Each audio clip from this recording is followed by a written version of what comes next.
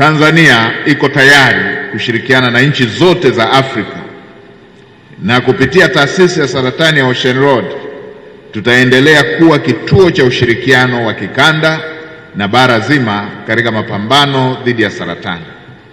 Kama tulivyosikia na kuona simulizi za machapisho ya kitafiti na sayansi ambazo wataalamu wetu wa taasisi ya saratani ya Ocean Road na Tanzania kwa ujumla wamefanya, yamekuwa ni mchango mkubwa ndani na nje ya nchi, kisera na kiutendaji katika mapambano dhidi ya saratani.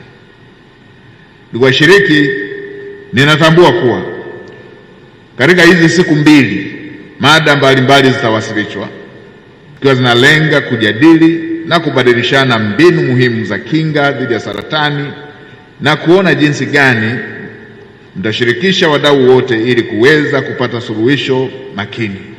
Hii ni hatua muhimu sana inayowezesha kupata masuluhisho ya pamoja yanayotokana na uzoefu wa kimataifa.